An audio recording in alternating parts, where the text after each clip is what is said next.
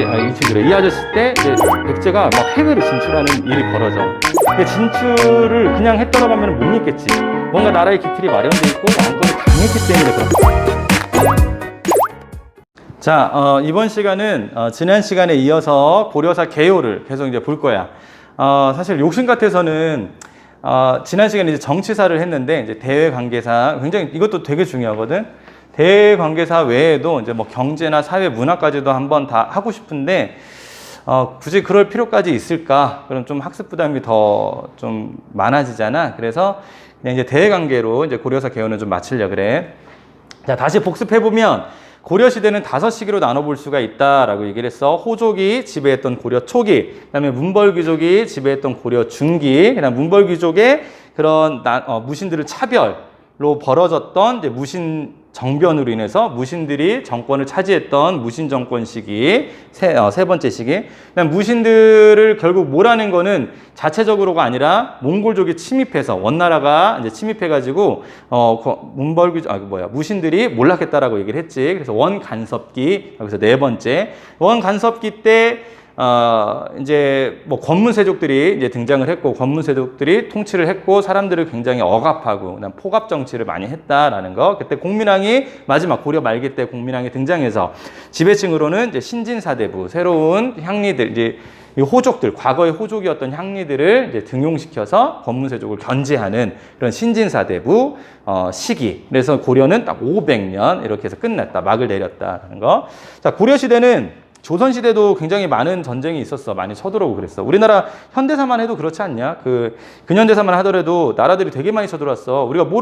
우리들이 일본만 쳐들어온 줄 알지만, 불과 150년 전에, 그러니까 뭐 1800년대라고 할게요. 불과 얼마 안 되는 거야. 한 200년 전이라고 보면 되는데, 근현대사 시기잖아. 근데 이때도 사실 일본 말고도 프랑스가 쳐들어오기도 하고, 그 다음에 미국이 쳐들어오기도 하고 그랬단 말이야. 그 다음에 우리나라를 놓고 막 러시아랑 일본이랑 또 싸우기도 하고 그랬었어. 미국하고 소련만 싸운 게 아니야. 굉장히 우리나라는 전쟁을 많이 겪었어. 그럼에도 불구하고 독립을 유지하고 있다는 건 대단한 거야.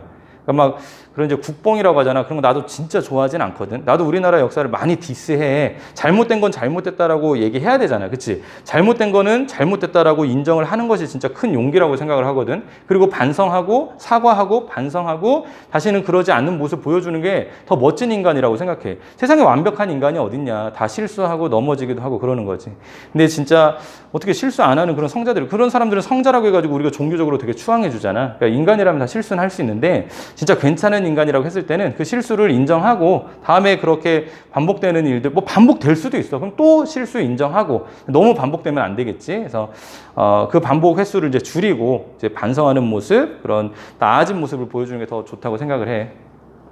뭔 얘기가 여기까지 왔는지 모르겠네. 아무튼 외세 침략을 되게 많이 겪었던 나라야. 그래서 최근에는 뭐 북한하고도 좀 관계가 안 좋잖아. 이제 그렇게 있고 그 전에 뭐 1950년에는 우리나라에서 6.25 전쟁 터졌잖아. 유엔군이 이제 와가지고 또 도와주기도 하고 엄청 큰 전쟁이었잖아. 한국 전쟁 일어나고 다 겪었어. 일본 뭐 말할 것도 없고. 그런 나라야. 근데 조선시대 때도 많았지. 임진왜란이라든지 이제 여진족하고 또 전쟁도 많았단 말이야. 정묘호란, 병자호란도 있었고. 그 외에도 해적들이 일본 왜구라고 하는데 왜구들이 쳐들어오는 것들 되게 많았고. 고려시대 장난 아니야. 만만치 않았어. 뭐 이제 신라시대만 조금 조용했던 것 같아. 삼국시대 때는 좀 많이 혼란이었지만. 그러니까 전쟁을 많이 겪었던 나라. 왜 그러냐면 우리나라가 지정학적 위치로 되게 중요해서 그래. 이 한반도가. 우리가 굉장히 중요한 땅에 살고 있어. 전략적 요충지라 그러거든. 우리가 보기엔 되게 애게 조그만해가지고 막 이렇게 생각하지만 그렇지가 않은 땅이야. 자, 첫 번째 쳐들어온 나라가 누구냐면 거란이야. 거란. 이 거란은 민족 이름이야. 민족 이름이고 이 거란족은 나라 이름으로 했을 땐 요 나라라 그래. 요 한단 말이야. 요 나라. 네, 나라 이름은 요고 민족 이름은 거란이라 그래. 거란이 쳐들어왔어. 10세기하고 11세기야. 좀 발음 조심해야 되는데 10세기하고 11세기. 1차, 2차, 3차로 쳐들어와. 원래는 이 외에도 조그맣게 쳐들어오는 거 있는데 별로 중요하지 않아서 깔끔하게 1, 2, 3차로 할 수 있어. 들어보면 한번 뭐 들어봤을 인물이야, 얘기를 하면. 1차는 서희, 뭐 소손영, 들어봤지? 말싸움 잘하는 애, 서희, 이랬었고. 2차는 좀 생소한데 양규라는 사람이 있었고, 3차 하면 되게 유명하지. 강감찬, 하면 살수대첩, 아니고 귀주대첩. 그러니까 살수대첩은 을지문동. 많이 헷갈리는 부분이잖아. 강감찬 있었다는 거. 그 다음에 근데 이걸 다 막아냈어. 이제 막아냈고, 이제 그러면서 이제 세웠던 게 뭐 천리장성이고 이제 이런 것들을 세운단 말이야. 거란을 막아내고. 그 다음에 두 번째로는 여진족이 이제 침입을 한 거야. 12세기야, 12세기. 여진족은 민족 이름이고, 나라 이름으로는 금나라야, 금나라. 금나라는 또 등장해, 조선시대 때. 여진족이 또 얘네들 계속 살아있거든. 그래서 조선시대에도 얘네들이 나라를 다시 만들어. 근데 예전에는 금나라였기 때문에 조선시대는 앞에다가 후자를 붙여서 후금이라 그래. 후금이었는데 그 후금을 나라 이름 다시 바꿔. 그게 청나라라 그래. 청나라. 1900년대까지 존재했던 나라야. 그래서 금나라라는 거, 여진족. 이것도 막아냅니다. 윤관이라는 사람이 별무반이라는 특수부대를 만들어가지고 막아냈어요. 그게 이제 여진족이야. 그 다음에 이제 세 번째는, 와, 진짜 끝판왕에 쳐들어오는 게 몽골족들이 쳐들어오는 거야. 몽골족. 얘네들 대박이지. 다 중요해. 몽골족. 얘네들이 세운 나라 이름은 원나라라 그래. 중국을 다 먹은 다음에 중국 땅에다가 원나라라는 나라를 세워. 중국은 이 한음절로 이제 끝나는 나라 이름을 이렇게 만들 때 이렇게 한음절로 하는 걸 되게 좋아하나 봐. 인기인가 봐.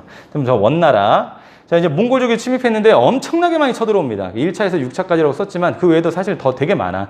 이때 활약했던 이제 인물들이 몇 명 등장하기 시작하는데 그 중에 이제 가장 인상에 남는, 기억에 남는 사람이 김윤우야. 어차피 2학기 때 시작하고 이 부분 나갈 때쯤이면 니네 다 까먹어 있을 텐데, 그래서 그때 얘기를 할게. 김윤우라는 사람이 엄청난 활약을 펼치거든. 놀랍게도 이제 뭐 다음에 이 사람의 비밀 같은 걸 좀 얘기를 하겠습니다. 자, 몽골족의 침입이 있었고, 자, 이제 몽골은 이제 끝났어. 원간섭기에서. 자, 몽골족도 얘네들 이제 원나라도 오랑캐란 말이야. 정확히 중국 입장에서 보면. 그러니까 원나라가 몽골족의 중국을 다 때려잡고 세운 나라란 말이야. 근데 중국인 다 죽진 않았겠지. 되게 이제, 그러니까 얘네도 우리 원간섭기처럼 원간섭기 시대를 겪었던 거야. 그래서 이제 오리지널 중국 애들, 우리로 얘기하면 한민족 애들, 한국 애들이 일제시대 때 독립운동 했던 것처럼 이 중국의 오리지널 한족도 독립운동을 해. 그래서 원나라 몰아내고 새로운 자기들만의 나라를 세우려고 독립운동을 한단 말이야.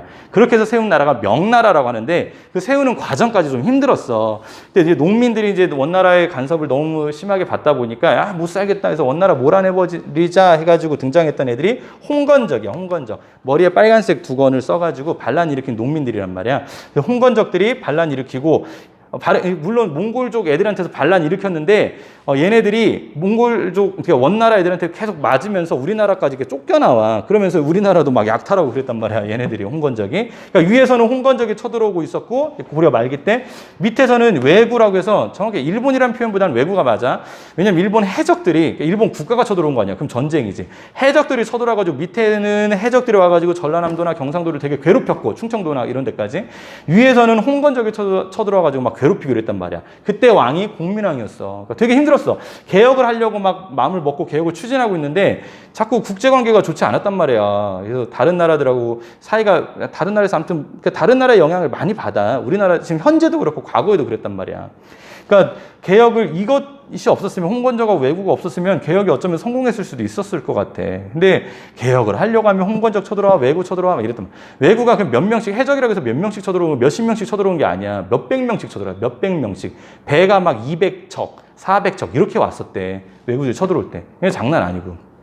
예, 요거야. 홍건적 왜구. 자, 얘네를 격퇴하면서 등장했던 새로운 무인들이 등장해. 이때 무신이 있었잖아. 새로 등장했다라고 해가지고 걔네를 신흥무인이라 그래. 신흥, 새로, 등장했다, 흥했다. 신흥무인. 새로 등장한 무인들. 신흥무인 세력이라고 할게. 대표적으로 최영.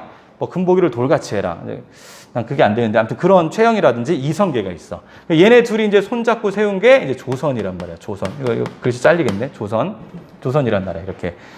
신흥무인, 홍건적하고 왜구를 격퇴하면서 등장한 새로운 무인들이야. 우리나라 똑같아. 이제 박정희 시대에 박정희가 탱크 몰고 지금의 청와대 옛날 경무대 가가지고 이제 독재 정권 하자 18년 동안 하고 이제 그 이후에 또 전두환 아저씨가 등장해가지고 또 이제 1987년도까지 이제 대통령을 했단 말이야. 그거를 신군부라 그래. 신군부. 새로운 군부 세력이다. 그래서 박정희 때를 군부 정권, 군부 세력이라고 그러고, 그다음에 전두환 때를 신군부 세력이라고 이렇게 한다면 똑같아. 여기도 무신 정권, 무신들이 좀 파워가 셌던 시대의 무신 정권이라고 그랬고, 얘는 이제 새로 등장해. 신흥무인이야. 신흥무인, 이성계가 결국에는 조선을 세우잖아. 야, 우리나라 그러고 보니까 좀 그렇지 않니? 뭐 군인 출신들이 왕을 하고 대통령을 한 경우들이 되게 많네. 그죠? 어떻게 바라봐야 될지. 자, 이렇게 해가지고 우리가 이제 고려사 개요를 전반적으로 훑어봤어요. 욕심 같아서는 아까 얘기한 대로 문화사까지 다 하고 싶었지만 그러면 조금 너무 부담될 것 같아서 지금 이제 사실 방학 얼마 안 남았고 사실 방학이 무슨 의미가 있나 싶어. 그지? 코로나 때문에 뭐 계속 니네 한 주 나오고 두 주 쉬고 막 이랬잖아. 근데 무슨 의미가 있나 싶지만 그래도 학습 부담 좀 줄여주기 위한 선생님의 배려지. 고려사 개요는 이렇게 마치고 다음에 이제 개학하고 오면 이제 그때가 코로나가 사실은 끝나서 여러분들하고 직접 대면 수업을 하면 좀 재밌는 얘기들도 많고 이렇게 하는데 그렇게 해주고 싶은데 지금 온라인상 제약이 많잖아요. 그치? 어른들도 보고 있기 때문에 더 재밌게 못하고 뭐 이렇게 그쵸? 좀 세게 못하고 뭐 이런 부분이 있는데 어쨌든 잘 이제 미리 예습을 하고 이제 요거 이제 2학기 때 배울 예습을 되게 중요해. 주소라고 생각하면 돼. 목록, 목차라 그래. 공부 잘하는 애들은 목차도 달달달 외우고 있거든. 내가 열심히 외웠어. 뭐 있을까? 여러분들 공부한 거. 황룡사 구축목탑, 황룡사 구축목탑을 막 열심히 외웠어. 그게 어느 나라 거지? 그럼 끝난 거야. 그럼 망한 거야, 그러면. 조선인가? 고려인가? 그럼 끝난 거란 말이야. 그것처럼 주소가 굉장히 중요해. 그러니까 달달달 외워서 공부하는 것도 중요하지만 순간순간 다시 이제 목차로 가가지고 차례 있지 가서 이게 어디에 들어가 있는지를 정확히 알아야 돼. 그래서 선생님도 공부할 때 같은 경우는 목차를 먼저 외우고 공부를 해. 보통 중요한 책 읽을 땐 그래. 가벼운 책들은 그렇게 안 하는데 이제 여러분들 교과서라든지 중요한 책들 있잖아. 이제 학습 교재 같은 거는 이제 목차 같은 걸 먼저 머리에 넣은 다음에 공부를 하면 조금 편하더라고. 지금 내가 어디로 공부하고 있지가 인지가 되거든. 근데 안 그러고 그냥 글만 주구장창 읽어 나가면 내가 지금 어디로 외우고 있고 뭐에 외우고 있고 그 외우는 게 어디 폴더로 가야 될지 모른단 말이야. 시험이라는 건 그게 아니거든. 정확히 내가 알고 있는 지식이 어디 폴더에 저장돼 있는지를 정확히 판단을 해야 시험 문제 푸는데 유리해. 실제로 그래. 공부하는 팁이죠. 자, 고려사 개요 이걸로 마치겠습니다.